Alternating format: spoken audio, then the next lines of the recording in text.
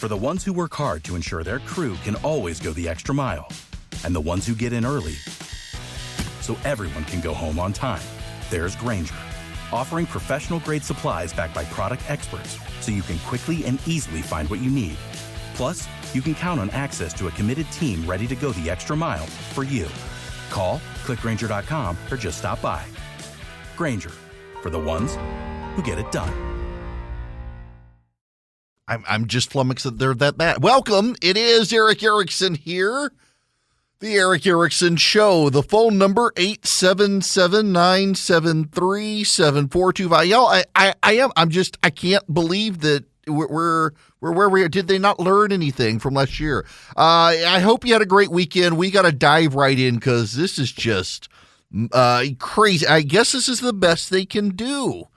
This is from the Politico. It has just hit the wires. President Biden and fellow Democrats have struggled to overcome historic headwinds and worrisome economic trends in the lead up to the midterms. So aides are scheming up something else, turning the campaign into a contrast with Donald Trump and the Republicans. President Biden and his team are hoping to spend the spring and summer months drawing sharp distinctions with Republicans, one in particular. They still plan to push forward revived pieces of stalled agenda, but they're also eagerly awaiting potentially explosive findings from the January 6th Select Committee and hope those discoveries can inflame a battle brewing within the GOP. Biden, who has tried to pivot back toward domestic matters while also tending to the war in Ukraine, gave a hint of the upcoming strategy on his recent West Coast string in which he blasted the GOP for falling under control of right-wing extremists. That's it. That's what they've got.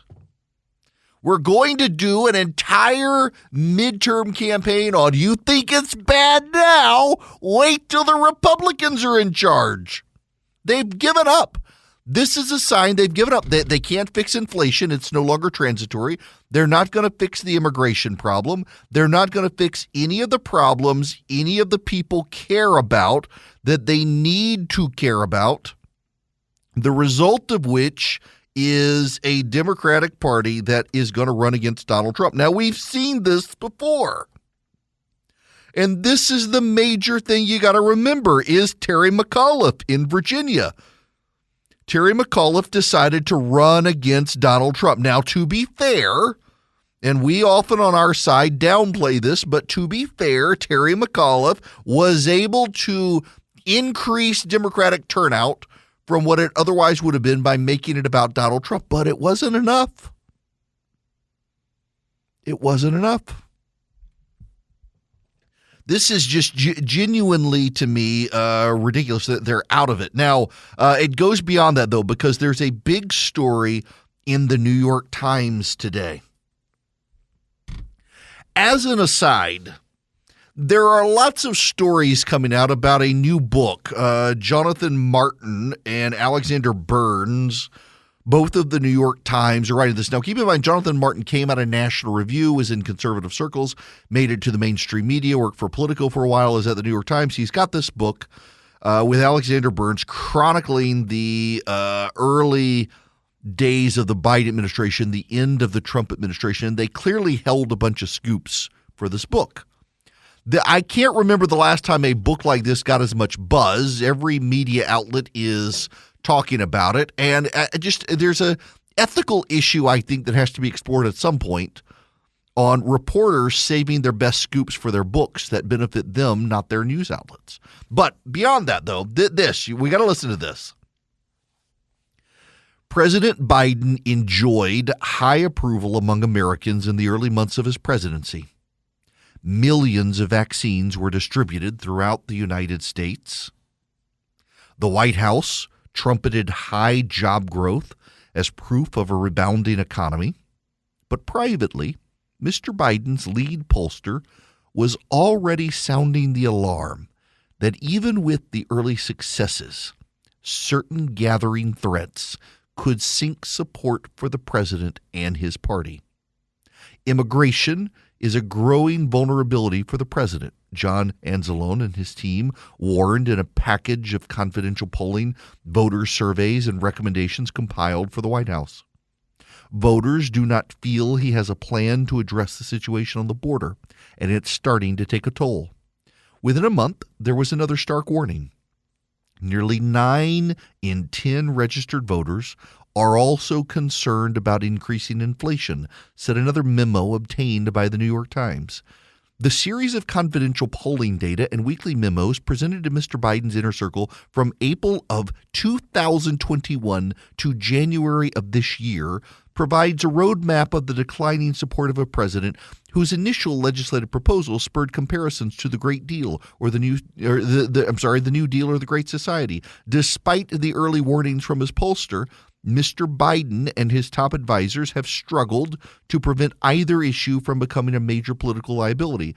His economic team said inflation was temporary. Turmoil among his immigration aides delayed any serious action to address the border. They've known. This whole time, they have known. This whole time, they have had time to prepare, and they've done nothing. They knew Title 42 was going to go away. And this is probably the most damning part of all of this. The Biden administration knew Title 42 had to expire when the pandemic went away. It had to expire when the pandemic went away. They knew, going back to April of last year, that immigration was a problem for them, particularly with Hispanic voters. And they've done nothing. This entire time, they've done nothing. This entire time, they had opportunity after opportunity after opportunity. And they did nothing. This is political malpractice. So this is why, by the way, there's a pivot. Because they've given up. They've given up. Oh, but it gets better than that because Axios has a story. The Democrats have decided they're going to fight the GOP on the culture war. They're fighting back against the bludgeoning. This is Axios. They've taken since the Republicans seized on socially charged issues. Recent research has shown the barrage of culture war messaging on everything from critical race theory to bashing LGBTQ communities is working. And Democrats now realize they can't ignore it any longer. They want to make 2022 a referendum on MAGA Nation and its agenda. Wait a second. Who are they going to have do this? The American Federation of Teachers. I'm not kidding, y'all. I'm not kidding. They're going to have the squad and the teachers unions fight back.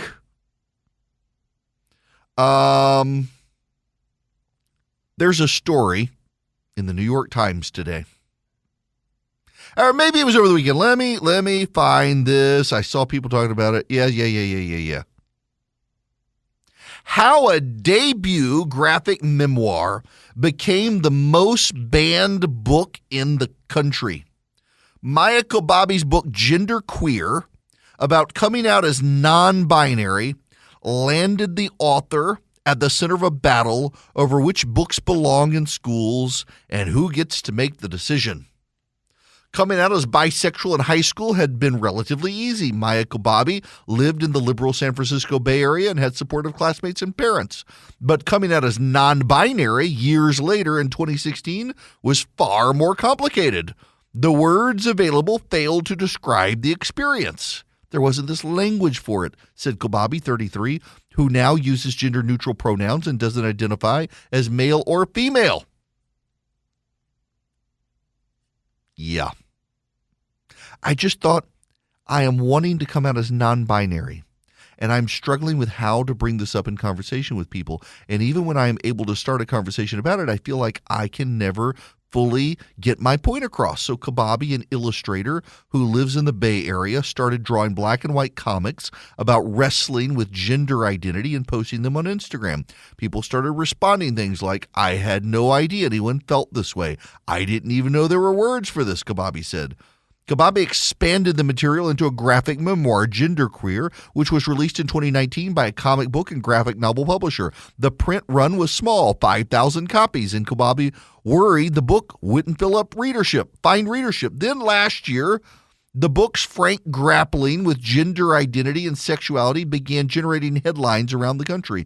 Schools started pulling it from its library shelves. If you read the entire story here, you won't see the real reason the book was pulled. Because Kababi, in her drawings, draws sexually explicit material, including a graphic depiction of teenagers having oral sex. That is why the book was pulled. Yet again, a media outlet is complaining and won't show you the pictures. It's like the Washington Post doing the attack on libs of TikTok and won't actually show you the videos. They just describe generally the videos that libs of TikTok highlights. It doesn't actually show you the explicit nature of the videos. And the Democrats think they've got to fight back because they're on defense and they need to go on. You can't go on offense with that against parents. Remember the NPR poll that came out Friday? 60% of people who have children 18 and under are voting Republican. Rachel Levine, the Assistant Secretary of Health and Human Services, says pediatricians all agree on the importance of gender-affirming care for children. Levine is the highest-ranking transgender person in the government and said there is no argument about gender-affirming care among pediatricians and doctors who specialize in adolescents. Except that's not true at all. It's not true at all. In fact, it's completely unsettled still. Progressive activists have no disagreement, but a lot of people, I'm personally rapidly coming to the conclusion that gender-affirming surgery is just the environmentalists engaged in population control with a bunch of gullible people, particularly the parents of kids. You got a confluence of events here, and the Democrats are so Mark Andreessen, he's a venture capitalist. He said he's, for the first time in a long time, feeling a vibe shift. Yeah, I'm feeling it too. You know what this reminds me of? Back in 2005, George Bush becomes the first Republican in a while to get over 50% of the vote. He's the first president to have lost the Electoral College in his first election and then won it. Lost the popular vote and then won it the second time. He won the popular vote. And about a year later, into his second administration, you get immigration reform, Harriet Miers, Social Security privatization, and his own base revolts against him. I remember having a conversation with Rush Limbaugh. Did a podcast with him. I'm trying to find it, and it may be gone now. But I did a podcast with Rush Limbaugh, and he said George W. Bush is a good man, but he's not a conservative. He says he's a big government conservative, but you can't be a conservative and be for big government. He's not a conservative. And it was the first time, made a lot of news back in the day. Rush Limbaugh was saying George Bush, good man, not a conservative. There was a palpable shift in the country's mood when Bush tried to do all these things. And here's the thing. The party base went in one direction that ultimately led to Donald Trump. The American public went in a completely different direction that ultimately led to Barack Obama. There was a real shift, and within 2 years, the Republicans were wiped out. Nancy Pelosi was Speaker, and along came Barack Obama. This feels like that moment in time. Except now what's happening is the pendulum is swinging in the opposite direction, and the Democratic Party base is going in a different direction from Joe Biden. They're going further left, and the American public is going to the right. You can almost feel it. And so you have the Democrats coming out, Rachel Levine saying it's beyond dispute gender-affirming surgery for preteens. The American Federation of Teachers coming out denouncing Republican culture war attacks. You know, people forget a majority of Democratic voters in Florida were happy with the parental rights and education bill, the thing the left kept saying, don't say gay. The public, Democratic voters were happy with it. This all comes back to Biden. He doesn't have anything to run on now. They had a year to fix inflation. They had a year to deal with immigration. They failed on all counts. And so now we're forced to do a contrast and say, you think it's bad now? What if the Republicans were in charge? Well, given the way Americans view Democrats in charge right now, they may be selling the GOP in a way the Democrats don't realize. This hour of the program brought to you by First Liberty Building and Loan. Wherever you are nationwide, you want to grow your business, First Liberty can help you. We're talking big deals if you want to be a big deal, $750,000 or more, but they can help. Reach out. Tell them I sent you. Go to firstlibertyga.com, firstlibertyga.com. Well, yeah, okay. So I mentioned that in the Democratic pushback towards the right, they're going to get teachers' unions, progressive activists to go out and take out the right. They've got now Cynthia Miller Idris, an MSNBC opinion columnist. Here's the headline. How right-wing extremists weaponize the idea of motherhood. Now, you can tell with a title like that this is a feminist, so we must, in the interest of being fair, review this piece in the official Eric Erickson Show feminist voice. I can do this. Trust me. I know what feminists sound like, and I can deliver to you an honest, authentic, candid feminist voice. A new report on the January 6th U.S. Capitol attack published this month by researchers at George Washington University detailed the role that women have played in American far-right extremism over the past century, including how many are leaning heavily into their identities as mothers to justify their engagement and to recruit and mobilize others. Stop laughing. That's not funny. That's what every feminist sounds like. The 102 women who have been arrested in connection with the attack as of mid-March represent 13% of January 6th federal cases. Republicans have weaponized mothers. Can't see the screen now. There's too much spittle. I mean, this is at MSNBC that women, moms are the new extremists. Mothers, yes, your mama is an extremist when you leave your dirty clothes inside out and she's got to do the laundry. Your mother becomes an extremist.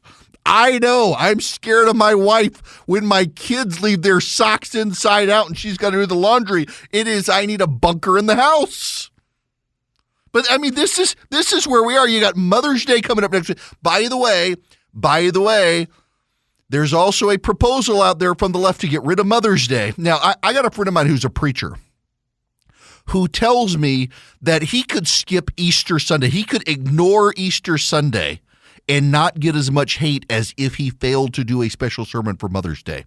And here comes the left telling us we got to get rid of Mother's Day and change it to Loving Parent Day to be gender inclusive. I'm not making that up. This is the world we are living in. The feminists are out to get us. They're angry. Don't you laugh at that. It's remarkable. Here we are. All right, we got to move on. We've got so much stuff. And by the way, at the third hour of the show today, Kelvin King is going to spend the whole hour with me. He's one of the candidates for the U.S. Senate in Georgia. The Senate conversations begin today with Kelvin King. Every Senate candidate in Georgia, I've invited him for a full hour starting today at 2 p.m. Eastern. Hello there. It is Eric Erickson here across the nation from Atlanta, Georgia. The phone number is 877-973-7425. Just again, a small programming note. Tell your friends, tell your family. If you're listening live on Monday, May 2nd, at 2 p.m. Eastern. That's the third hour of this program. Kelvin King is going to join me the entire hour. Kelvin King is running for the U.S. Senate. He was the founder of Black Voters for Trump. He's now running for the U.S. Senate in Georgia. He's got an incredible story. I have invited every single one of these candidates to sit down with me. Herschel Walker, I think we hadn't heard back from him. I'm hoping he will get scheduled. All the others have scheduled so far. So we've got Kelvin King, we've got Josh Clark, we've got Gary Black, we've got Latham Sadler. Hopefully we'll get Herschel Walker as well. And really, the hour is theirs. I'll guide him in the conversation. But it's not going to be combative. Well, you said on January 5th that blah, blah, blah, blah, blah. No, it's who are you? What's your story? Why are you running? What is the issue you care most about for Georgia? What is the issue you care about for the nation? And what sets you apart from everyone else? The probative questions so you can get a sense of who they are, what they stand for. And we will begin today with Kelvin King. Each of them gets a 2 p.m. hour of the program. And we will run through those questions in that conversation for that hour. So Kelvin King today, be with me. Tell your friends, tell your family, tune in wherever you can. You can always text the word show to 33777, and you can get the podcast. You can get the live stream of the show as well. So if you're not near a radio station that I'm on, you can still listen if you want to listen live to the podcast. And also subscribe to the daily show notes, because every single day, all the show prep that I use for this show appears in an email right about the time the show starts, along with a link to the live stream, so that you can have all the stuff that I am reading and see where I'm getting all my show prep from. It's a great way for you, because my gosh, I get all the time now. Where do you get your stuff? How do I do what you do? Where do you read? All that. I get it, and I share it with you so you can make up your own mind. Now, I must get to a couple of bits of audio here, and I must start with this. David, what is his actual title? David Zurwake. There he is, David Zurwake. He is a media critic. He is the Baltimore Sun's media critic. He's an associate professor of communication at Goucher College. He is also a CNN contributor. He was on with Brian Stelter on CNN yesterday. This is about 1 minute, 30 seconds, but you got to listen to the whole thing in proper context before we dive in. No, I think there's a bigger problem that when we focus on the personalities of people like Elon Musk, and people say, oh, I think Elon's thinking this or that. There's a bigger problem here about how we are going to control the channels of communication in this country. In 1927, we had the Radio Act. 1934, the Communications Act. Congress stepped in. We made rules. FCC wasn't great, but it's still regulating the broadcast industry. You can't use vulgar language. You can't do all these things with speech. We gave over our what amounts to our airwaves or our internet waves to Mark Zuckerberg and Elon Musk. And we are in so much trouble because those guys believe in making money. We've already seen that with the 2016 election in Zuckerberg when he was taking rubles for ads from Russia and saying, oh, I think it's crazy to think they had any influence on this election. Musk is the same. Musk doesn't want it. You know, he's upset with the SEC, how dare they question him? You know what I'm saying? This is dangerous. We can't think anymore in this country. We don't have people, no, I'm serious, we don't have people in Congress who can make regulations that can make it work. I think we can look to the Western countries in Europe for how they are trying to limit it. But you need controls on this. You need regulation. You cannot let these guys control discourse in this country, or we are headed to hell. We are there. Trump opened the gates of hell, and now they're chasing us down. Wait, we gotta get it. Okay. This is a media critic. Jeff Bezos owns the Washington Post. Notice he's not critical of the Washington Post with a progressive editorial board.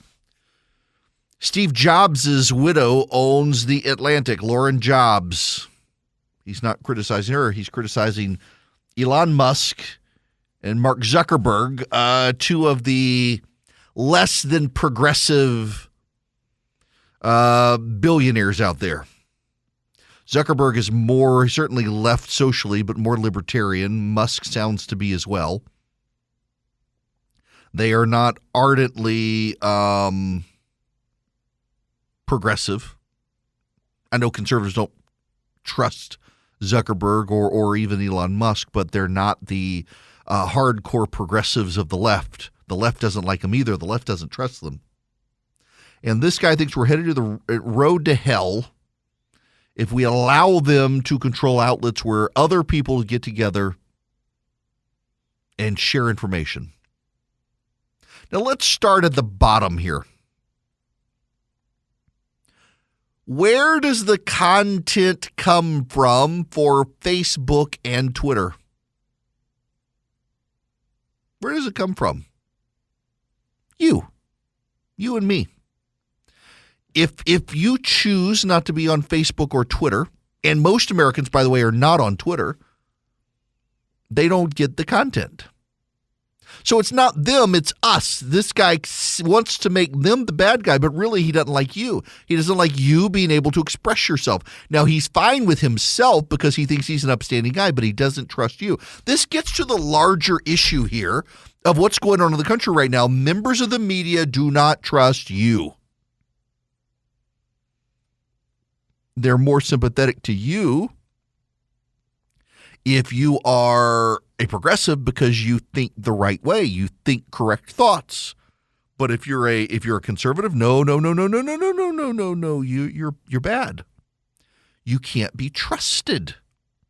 That's what's going on here. They don't like that you might have a platform to share your views that they don't like. Twitter is announcing, this is before Musk takes over, that Twitter is announcing that they will not allow the purchase of advertising by anyone who is skeptical of climate change. I got to tell you guys, funny story. My kid tells me his science teacher told him that global warming is a myth brought to you by the same people who think boys can become girls. That's what the teacher said. Yes, our kids are in a good place. I think the world's warming. I actually think the world is warming. And I think it's mostly a natural phenomenon. I think we play a role. I think there's too much data to suggest otherwise, but I think it is a lot of it is natural. Some of it is us. There are too many of us to not play a role in a symbiotic ecosystem, but also it's a phenomenon that we can deal with. We don't need to give up Western civilization.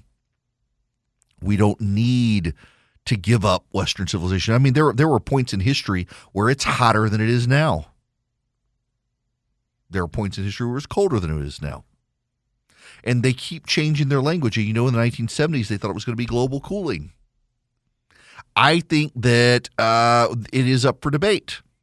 Also, Rachel Levine, the Assistant Secretary for Health and Human Services, now says essentially that no one disagrees with the statement is that gender-affirming treatment is good for prepubescent teens.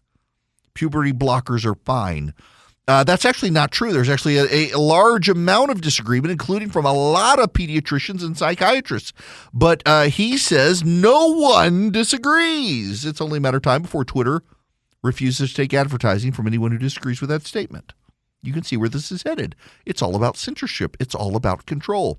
The very people in the media who are upset that Elon Musk and Mark Zuckerberg might control Twitter or Facebook are the very people who believe Donald Trump's an authoritarian and the only way to stop him is for themselves to be authoritarian. They don't like the competition is really what it is. They don't like it. And along the way, they all start to reveal themselves. That's one of the most amazing things here now is when people in the Democratic Party get comfortable on TV with their friends on TV and they start saying things that maybe they shouldn't say. They're revealing things. Samantha Power, for example, Samantha Power was a national security advisor to Barack Obama. She's back in the Biden White House. Listen to this statement about the food insecurity issue. A buddy of mine, Justin, if you're listening, you got to listen to this. This is amazing. I know I've got a buddy of mine. He's concerned about potential food shortages given what's happening in the world today. Listen to the Samantha Powers. You'll probably be more concerned. Fertilizer shortages are real now because Russia's a big exporter of fertilizer. And even though fertilizer is not sanctioned, less fertilizer is coming out of Russia. As a result, we're working with countries to think about natural solutions like manure and compost. And this may hasten transitions that would have been in the interest of farmers to make eventually anyway. So never let a crisis go to waste, but we really do need this financial support from the Congress to be able to meet emergency food needs so we don't see the cascading deadly effects of Russia's war extend into Africa and beyond. Never let a crisis go to waste. Farmers need to transition away from fertilizer anyway. You know, in Sri Lanka, there's a major food crisis. Do you know why? They decided to go organic in their farming, and their crop yields are down. Listen, I'm actually a big advocate of organic farming. I've got a small garden, or I had until the rabbits and deer and squirrel got in it, and we didn't have enough bullets to shoot them all. But nonetheless, I'm a big fan of organic gardening. I am. Prince Charles, big advocate of organic gardening. But when you're trying to feed the world, fertilizer is a good thing. When you're trying to feed the world, fertilizer boosts crop yields. Pesticides keep the bugs down, low cost, less work. It's good in Sri Lanka. They're going to starve because they decided to shift to organic farming in a lot of the country. It's been a disaster for them. And here comes Samantha Power saying, never let a crisis go to waste. We need to go back to organic farming. You know, crop yields went up, and it because of fertilizer. Charlie's pointing out, organic farming at scale doesn't work. Small farms work. Big industrial farms needed for the world, it doesn't work well. And she's saying it does. By the way, you didn't get this one, Charlie. Notice what she says about manure. They need more manure and compost. Where are you going to get the manure from when you ban the cattle? Because the cattle release methane that are bad for global warming, and the climate change zealots believe that we need to end the production of beef. You're not going to have enough cattle manure out there. Or pig manure, because they went in the pigs too for the same reason. So how exactly are you going to be able to use the manure and the compost? You don't want them to use the fertilizer. You're getting rid of the cows and the pigs. You're making us all eat bugs. Are you going to use people poop? That's not going to go very far. I'm starting to gag just thinking about that one. It's not going to work for you. You know what we're seeing in real time here? We're seeing a mythology become a religion, and they're trying to sort out the inconsistencies in their orthodoxy. Christianity, over 2,000 years, has a very consistent orthodoxy. Environmentalism does not. And that's what we're seeing here. And we're seeing it in real time. And their solution is to shut up everybody else, censor everyone else, complain that Elon Musk and Mark Zuckerberg control the internet, and how dare they? These people are really trying to take advantage of the crises of the world to fundamentally disrupt the world. And the problem they have is the people have caught on, and the people are mad, and they're going to vote Republican in November as a result of it. Speaking of all that farming and manure and stuff, you know, if you've got those stinky odors in your house, the Eden Pure Thunderstorm is a way to get rid of them. It eliminates odors. It doesn't mask them. It eliminates them. Wipes them out. Also gets rid of the mildew, the mold, the bacteria, the pollen, and the air. You can do it all by going to EdenPureDeals.com and get 3 of them for less than $200. You're saving $200. You get free shipping. What happens if you go to EdenPureDeals.com, you'll see a discount code box. On the front page, you put ERIC3, ERICK3, and presto, it takes you through to the Eden Pure Thunderstorm. You see you get 3 of them for less than $200 at checkout. If it hadn't carried the discount over, you'll see a discount box. You can put in ERIC3 there as well, and you will save $200. Get all 3 of them for less than $200, and you get free shipping. EdenPureDeals.com. Well, you know, I told you I wasn't really big on Disney getting rid of the Reedy Creek situation or getting rid of Reedy Creek the way they were doing it, because it did sound like spiking the football, and I know voters don't like it when you spike the football, and it could build to a backlash. But I said at the same time, if it worked as deterrence, it will be worth it. And it looks like it has worked as deterrence. The Wall Street Journal has the story. Disney's clash with Florida has CEOs on alert. In private meetings and coaching sessions over the past weeks, top business leaders have been asking a version of the same question. How do we avoid becoming the next Walt Disney Company?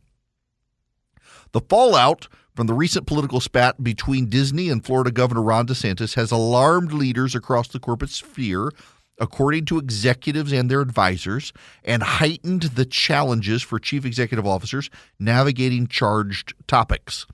At many companies, vocal employees have in recent years pushed bosses to take public stands on social and political issues. Florida's pushback against Disney has raised the stakes. The number one concern CEOs have is, when should I speak out on public issues?